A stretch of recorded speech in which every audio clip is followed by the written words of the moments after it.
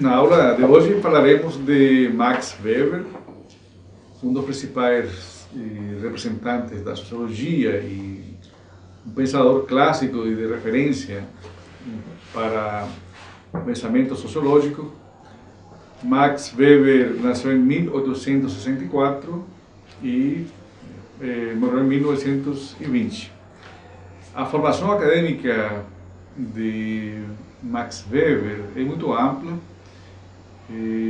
Combinava áreas como a história, a economia, a teologia, e somente no final da sua vida é que realmente ele se especializa na área da sociologia.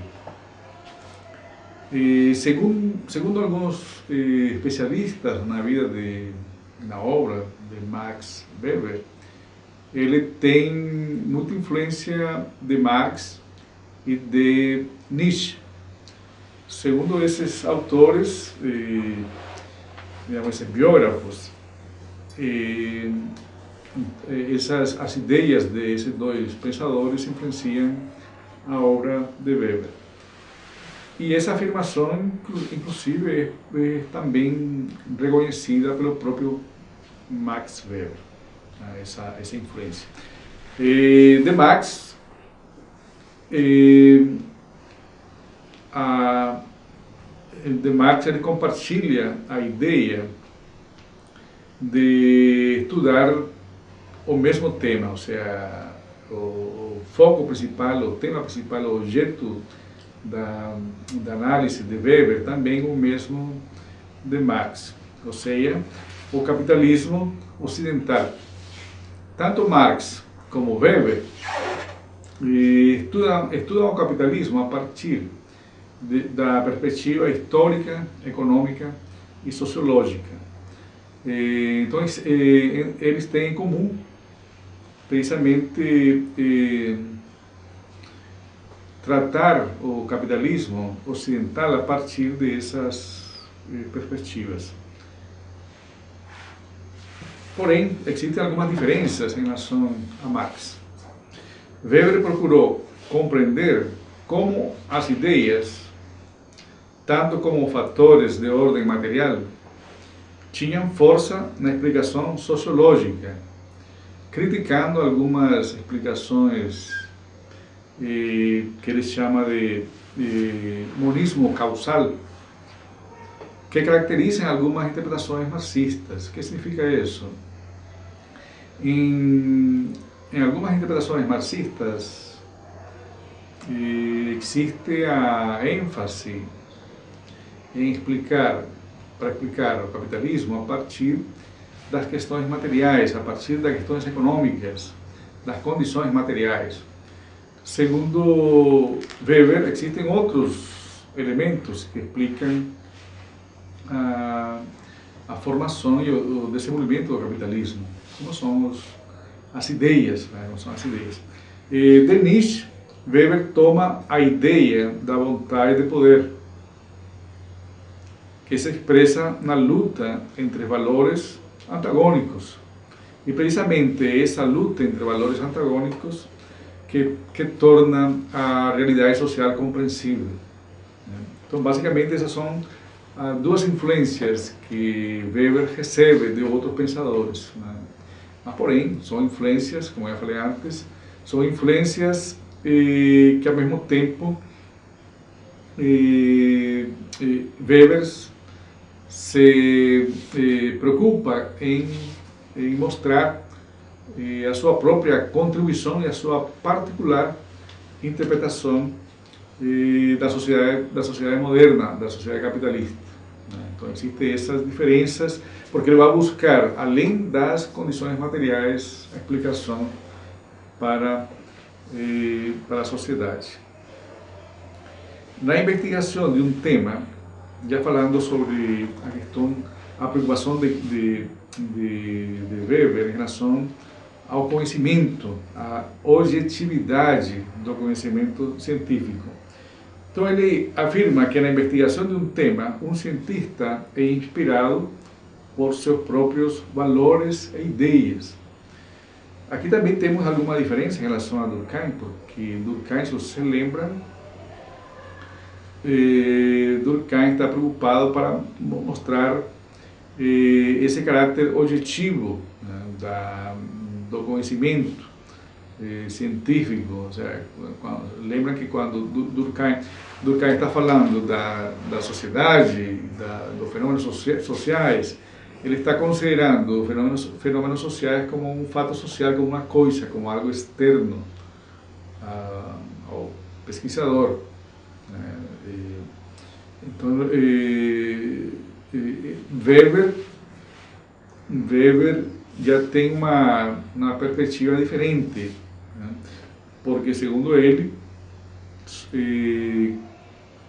existem algumas influências de caráter subjetivo quando nós escolhemos um tema para pesquisar, um objeto. Existe um interesse, uma afinidade, né? uma influência, né? Uma influência de caráter subjetivo. Ou seja, nós escolhemos um tema, né, porque temos interesse, temos alguma afinidade com esse tema, né? Então, já quando existe uma escolha desse tema, ou seja, quando o pesquisador escolhe um tema, já existe uma interferência de caráter subjetivo, né? Então, Weber deixa isso muito claro. Essa questão de até onde influencia as questões subjetivas, até onde o conhecimento deve ser objetivo, né, é uma questão que ainda não está resolvida nas ciências sociais, e isso é uma questão que é um dilema e uma discussão que perpassa de todos os sociólogos e cientistas sociais. Mas Weber deixa claro, então, que existe essa interferência, ou seja, dessas preferências que tem o pesquisador, mas por isso o pesquisador deve ser capaz de distinguir entre seus valores, suas preferências, suas afinidades e o conhecimento científico. Isso é uma questão que ele salienta, ou seja, nós devemos estar conscientes, saber diferenciar o que são nossas preferências, o que são as nossas ideias, né, e o que é o conhecimento científico. Por isso que ele vai a distinguir e a diferenciar o que é a ciência e a política. Isso é uma discussão que ele faz, né, tentando diferenciar, mostrando a diferença que existe entre a ciência e a política. Enquanto a ciência é produto da reflexão do cientista, a política é produto do homem de vontade e da ação. São coisas diferentes. A ciência é hoje uma vocação organizada em disciplinas especiais, a serviço do autoesclarecimento e conhecimento de fatos interrelacionados. A ciência, diz, não dá resposta à pergunta a qual dos deuses devemos servir. Então, por isso é necessário distinguir entre os julgamentos de valor e o saber empírico, ou seja, o conhecimento científico, o conhecimento produzido pela pesquisa científica.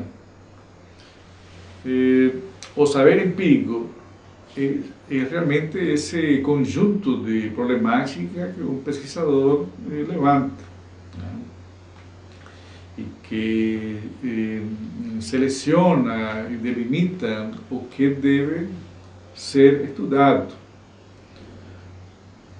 O julgamento de valor tem a ver com a definição do significado que se dá a objetos e problemas, a forma que nós julgamos aquela coisa, né?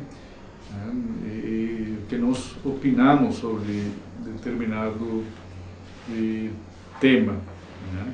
Então, existe uma diferença então, entre o nosso julgamento de valor, as ideias, nossas opiniões em relação a esse tema, e o que é o saber científico, o saber empírico. São coisas diferentes. Esse saber empírico é resultado de todo um processo que envolve um conjunto de métodos e técnicas científicas que permitam garantir essa objetividade do conhecimento. Mas o cientista social deve estar consciente de que deve fazer essa distinção de nossos julgamentos de valores e o conhecimento científico. Então, essa diferença para ele deve estar presente. Essa é uma questão bem difícil também, que muitas vezes o cientista social não consegue diferenciar. E às vezes o cientista social não é consciente, ou seja, não tem essa consciência de saber diferenciar o que são esses julgamentos de valor e de que forma esse julgamento de valor está influenciando a pesquisa, o conhecimento. Então o saber empírico é objetivo. E o cientista social, no processo de pesquisa, procura respostas através do uso dos instrumentos mais adequados, ou seja, do método. Quais são os métodos mais adequados para produzir o conhecimento científico? Então, o cientista social, o sociólogo, desenvolve e mobiliza um conjunto de técnicas e de métodos para poder produzir esse saber empírico, esse conhecimento científico. O cientista social nunca deve propor normas, ideais e receitas, nem dizer o que deve ser feito, mas o que pode ser feito. Ou seja, o cientista social não deve dizer o que deve ser feito, mas o que pode ser feito. Então, existe o Weber está explicando qual é o papel, qual é a função do cientista. Não deve de propor receitas no sentido que deve ser feito, do que deve ser feito, mas o que é possível ser feito a partir do resultado dessa pesquisa, ou desse conhecimento produzido. Segundo Weber, a ciência, o conhecimento científico, é resultado de toda uma atividade racional que procura explicar as consequências de determinados atos, enquanto que a política prática vincula-se a convicções e deveres. Então, existe uma diferença estabelecida por Weber de como que funciona a ciência e como que funcionam outras áreas, como a área da política. Porém, essa relação entre ciência e valores é bem complexa, e, portanto, o cientista deve estar alerta, ou deve estar atento a saber diferenciar esses julgamentos de valores que estão sempre interferindo na atividade científica. Agora, por que isso acontece? Por que existe essa influência dos julgamentos de valor na atividade do cientista? Precisamente porque o cientista faz parte da própria sociedade. O cientista também, ou seja, ele está envolvido nos fenômenos sociais que ele estuda, e, portanto, ele está também sofrendo a influência das ideias que circulam na sociedade, dos preconceitos que estão sendo produzidos e disseminados pelas instituições, pelo Estado, pelo governo, pelos meios de comunicação. Então, o Weber se pergunta, então, como é possível, apesar da existência desses valores, alcançar a objetividade nas ciências sociais. Para ele é possível, ou seja, apesar da existência desses valores, desses julgamentos, dessas influências que recebe o pesquisador, é possível produzir um conhecimento objetivo. Os valores devem ser incorporados conscientemente à pesquisa e controlados através de procedimentos rigorosos de análise. Então, dessa forma, segundo Weber, é possível produzir um conhecimento objetivo, sabendo identificar esses julgamentos, esses valores que estão influenciando, e que o procedimento científico, através dos métodos, é que permite garantir a produção desse conhecimento objetivo.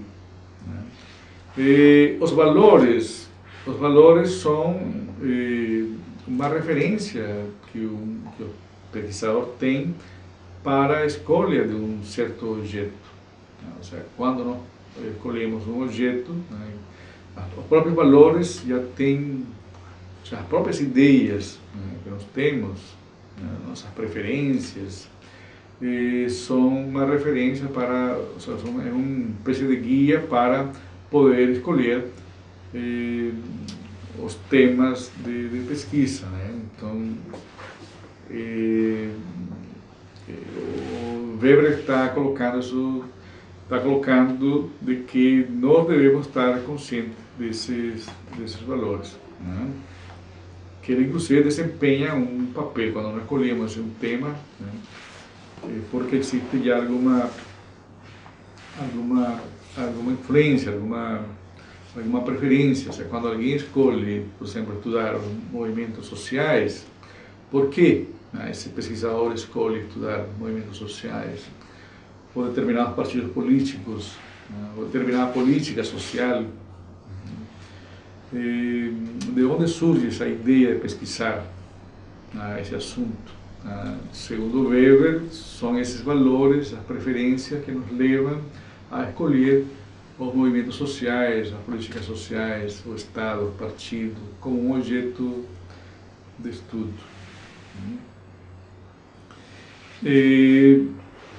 Mas, nessa produção do conhecimento, nesse processo de pesquisa, de escolha de tema e dos métodos adequados para poder estudar aquele tema, isso leva ao pesquisador a construir relações de causalidade na forma de hipóteses. Então, isso é uma questão. Ou seja, quando o pesquisador escolhe um tema,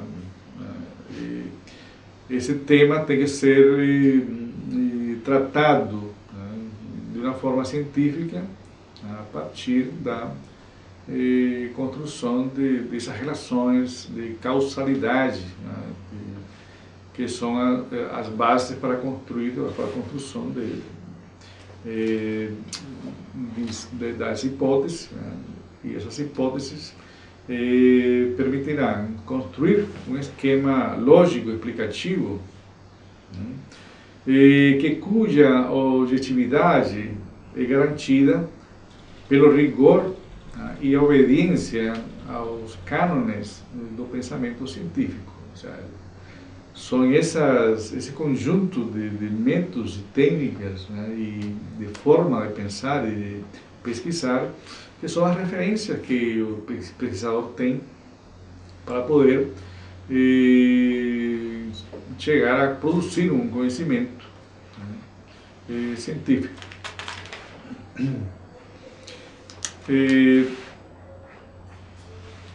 Evidentemente, outros autores também trabalhavam dessa forma. Durkheim trabalhava dessa forma, ou seja, entendendo de que um tema, como o caso do suicídio, pode ser trabalhado a partir dessa construção de um sistema de hipóteses, precisamente ele trabalha a questão do suicídio a partir da relação entre coesão social e taxa de suicídio, né?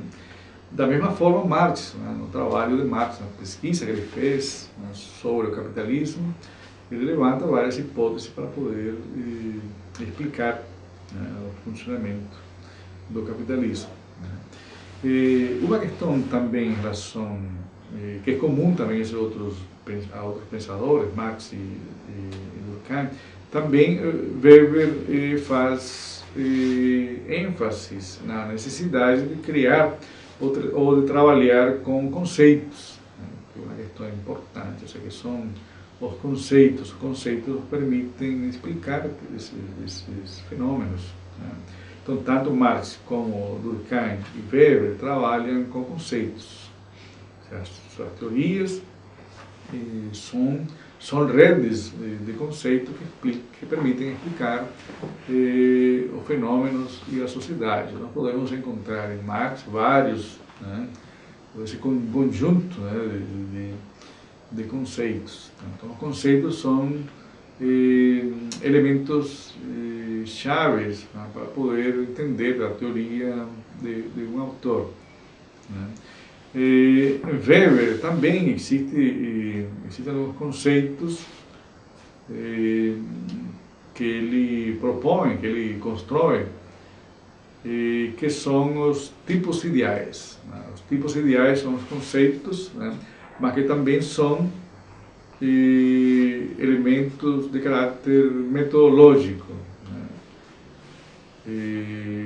Que esse tipos ideais, né, tipos ideais é um conceito que permitem, que está vinculado à obra ao pensamento de Weber, né? Ou seja, é uma questão interessante. Ou seja, os conceitos nos permitem identificar de que autor nós estamos falando. Isso é uma questão interessante, né? Quando falamos de representação coletiva, né, estamos falando de quem? Né? Quando falamos, por exemplo, de mais-valia, né, ou de classes, ou de mercadorias, estamos falando de que pensador? Né? O mesmo acontece no caso de Weber. Estamos falando de tipo ideal, estamos falando de Weber.